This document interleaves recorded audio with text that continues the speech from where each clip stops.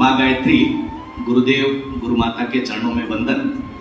आप सब यहाँ बैठे हुए सज्जनों के हृदय में विराजमान उस आत्मा को, परमात्मा को मेरा नमन।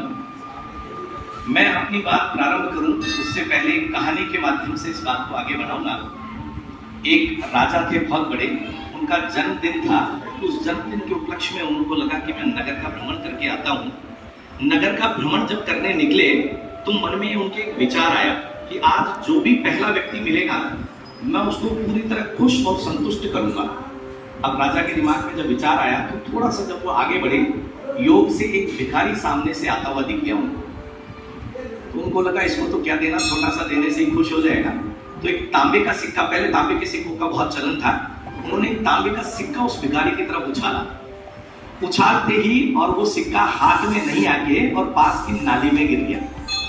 भिखारी तो भिखारी था, उसको तो लेना था, गया और नाली में से उस सिक्के को टटोलने लगा।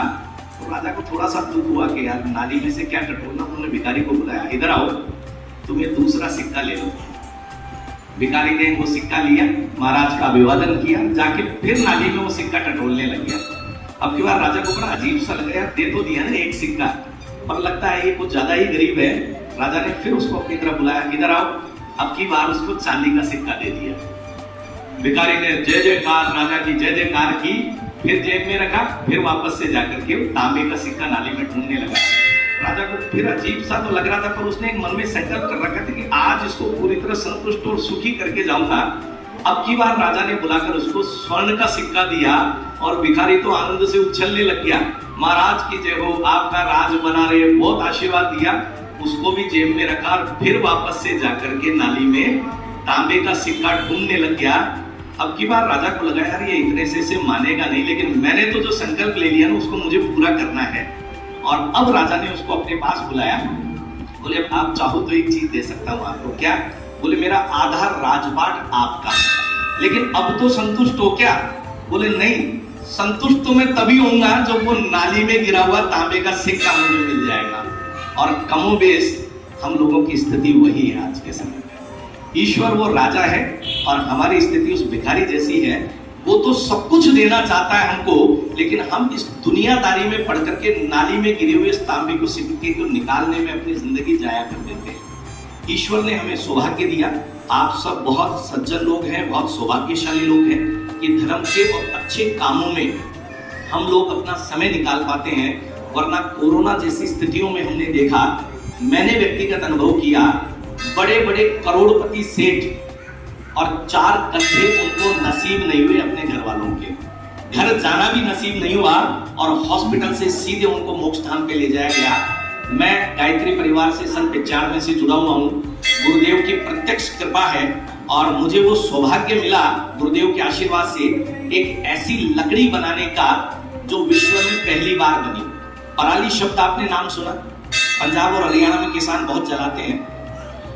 और देशी गौ माता का गोबर, मैं गौशालाओं से 2008-9 से बहुत गहरे से जुड़ा हुआ हूँ और गुरुदेव के आशीर्वाद से भारत सरकार का 3.5 साल का कोर्स करने का मुझे सौभाग्य मिला। एमडी पंचगव्य, जैसे एलोपैथी के डॉक्टर, आयुर्वेदिक के डॉक्टर, होम्योपैथी के डॉक्टर, ऐसे मैं एमडी पंचगव्य गौ माता के 5 गव्यों से फिट कैसे रह सकते हैं, बीमारियां कैसे दूर कर सकते हैं, इस विधा को मुझे भारत सरकार से सीखने का मौका मिला।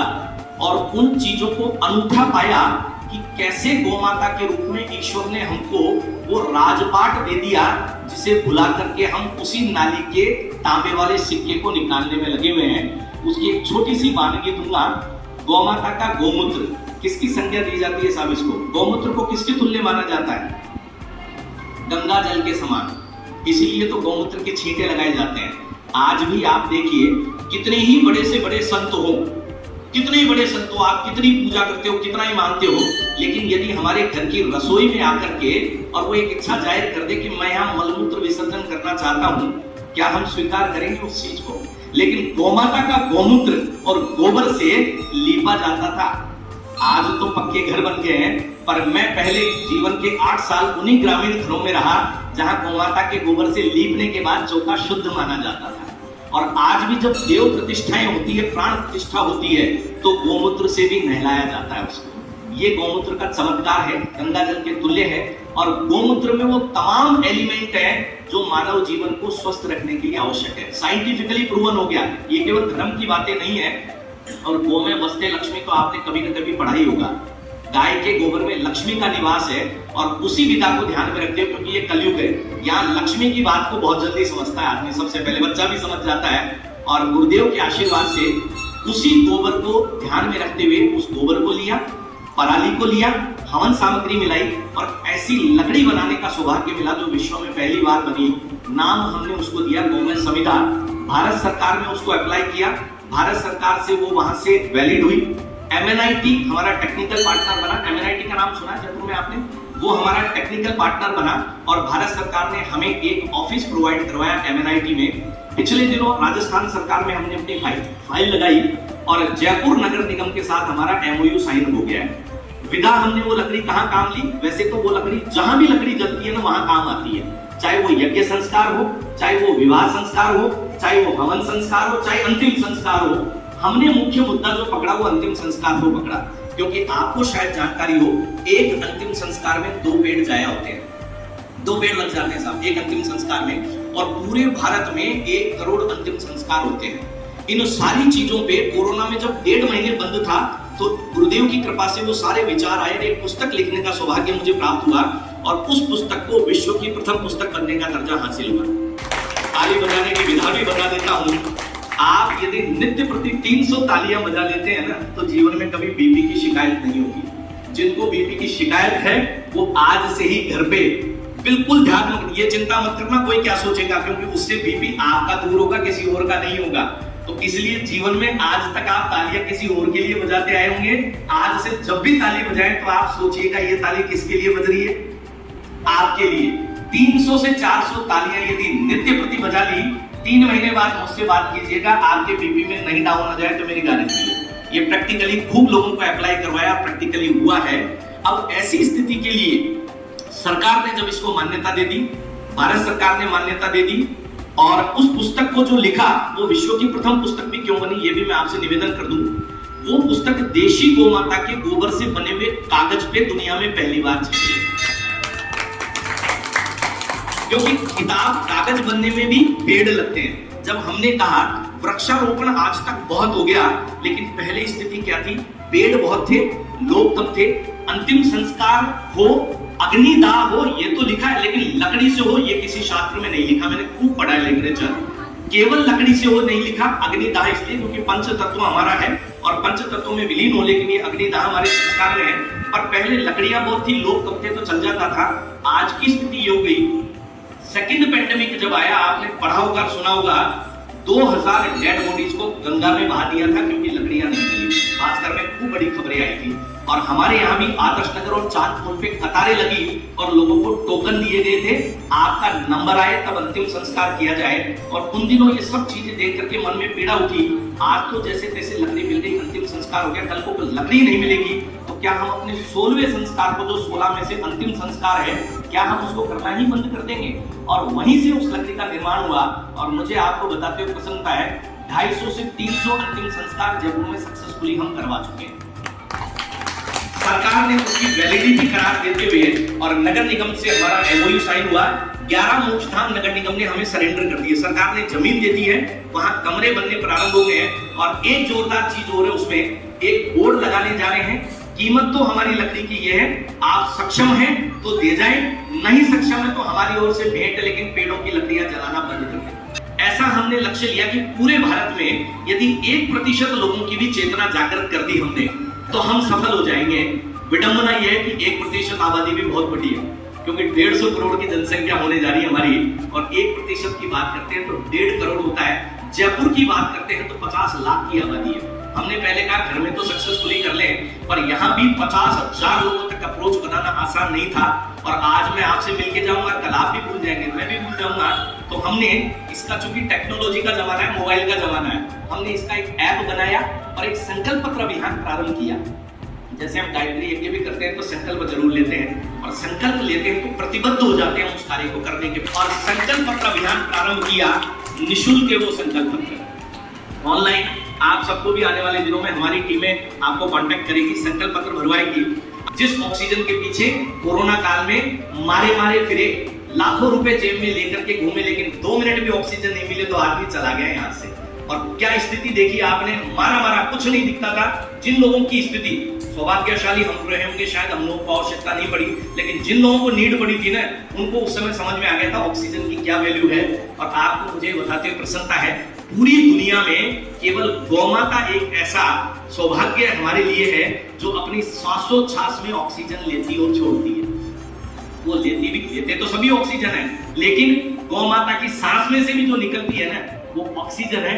इसीलिए हमने कहा कि वो ईश्वर का दिया हुआ वो आधा राजपाट है जिसे भूल करके, और हम क्या कर रहे हैं साहब, क्या कर रहे हैं हम, नाली में तांबे का आज से संकल्प ले लें इस बात का कि अब हमें उस नाली के सिक्के को छोड़ करके, और जो राजा हमें दे रहा है, जो ईश्वर हमें दे रहा है, जो गुरुदेव दे रहे हैं, जो गायत्री माता दे रही है, जो गौ माता दे रही है, उसके प्रति हमें समर्पित रहना है। और पहला संकल्प तो लेना है कि अपने घर में नित्य प्रति किसी भी एक गोगव्य का, वो फिनाइल भी हो सकता है, गोमूत्र से फिनाइल बनने लग गया, खूब लोग बनाते हैं, और हम जो फिनाइल बाजार का ला रहे हैं वो प्योरली केमिकल है। आप कल्पना कीजिए, आपके घर में एक छोटा सा बच्चा है, आपने पोंछा लगा दिया, वो बच्चा हाथों के बल ही चलता है, उसी हाथ को मुंह में ले लिया, अपने ही बच्चे को हम अपने हाथों जहर दे रहे हैं। क्या हम चाहेंगे साहब ऐसा?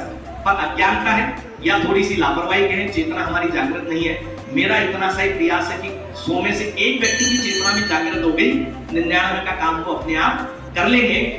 और इसी के लिए हमने छोटा सा इसमें ट्विस्ट दिया, एक व्यक्ति स्वयं का संकल्प पत्र भर दे और 50 लोगों से और संकल्प पत्र भरवा दे। टोटल कितने होंगे? 50 और 1, ऐसे 1000 लोगों को ढूंढने निकले हुए हम जयपुर में। तो 1000 लोग 51 भरेंगे तो कितने हो जाएंगे सर? 51,000। जयपुर का 1% हम पूरा कर लेंगे। दोनों संकल्प मैं दोहराऊंगा। एक तो आज से संकल्प लें, अपने घर में नित्य प्रति किसी भी गोगव्य का अनुपालन करें। संकल्प यदि आप ले लेंगे तो आने वाले दिनों में गोगव्य भी आपके घर पहुंच जाएंगे, कोई बड़ी बात नहीं, क्योंकि जहां साफ वहां रहा है, जहां आपकी इच्छा होगी तो चीजें भी मिलती है। और दूसरा, अब जहां भी लकड़ी जलती दिखे, आपका प्रयास ये हो आप भी उसे और गोमय काष्ठ या गोमय समिधा से उसको आप निस्तारित करें, या दूसरे लोग भी हो तो उनको प्रेरित करें, भैया लकड़ियां जलाना बंद करो, क्योंकि ये प्रदूषण भी करती है और पर्यावरण को भी नुकसान पहुंचाती है। वन उजड़ जाते हैं, हमारे बच्चों के भविष्य की ऑक्सीजन खत्म हो रही है। इन सब चीजों को बचाने के लिए आज से संकल्पित हो जाए, यज्ञ परंपरा को नित्य निरंतर कायम रखें। और 2 संकल्पों को पुनः दोहरा करके मैं अपनी बात को समाप्त करूंगा। पहला संकल्प क्या लेना है सब? थोड़ा सा जोर से, किसी भी गोगव्य का, वो कोई भी बनाता हो, आप ढूंढिए, आपके आसपास बहुत लोग ऐसे जो अच्छे अच्छे प्रोडक्ट बना रहे हैं, आप उसे खरीदना शुरू कीजिए। वो भी आपका सहयोग होगा, गौशाला के लिए, पर्यावरण के लिए, प्रकृति के लिए, राष्ट्र के लिए, और किसी के लिए होनी हो, आप स्वयं के लिए। क्योंकि आपका घर, जिस दिन आपके घर में गोमूत्र का पोंछा रोज लगने लग गया, मान लीजिए, वो गोमूत्र का पोंछा नहीं होगा, गंगा जल का पोंछा होगा, तो आपका घर तो अपने आप मंदिर बन गया। और जिस दिन आपके घर में हमने किसी गौशाला से बनवाई, 5000 घरों तक वो डिब्बे हम पहुंचा चुके हैं। देशी गौमाता के गोबर में 21 तरह की जड़ी बूटियां और घी मिला करके हमने उसकी स्टिक्स तैयार की, धूप बत्ती। विकल्प तो देना था ना, जब हमने बात कर दी अगरबत्ती भी मत जलाओ, काली बत्ती भी मत जलाओ, घी की बत्ती भी मत जलाओ, क्योंकि वो बाजार का घी है, तो फिर लोग फिर क्या जलाएं? तो हमने पहले विकल्प तैयार किया, उसके बाद परिवर्तन की बात की।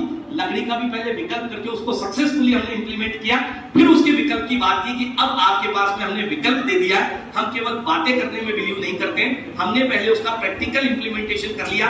अब आप सबसे धीरे धीरे समय समय पे निवेदन करते जा रहे हैं कि समाज के और राष्ट्र हित के इस काम में आपकी भी भूमिका अदा हो, आपका भी सहयोग हो, ताकि पुनः भारत को विश्व गुरु की उपाधि से तराशा जा सके। क्योंकि पर्यावरण का मुद्दा पूरे विश्व का मुद्दा बना हुआ है, पूरे विश्व की सरकारें ग्लोबल वार्मिंग पे चिंतित है।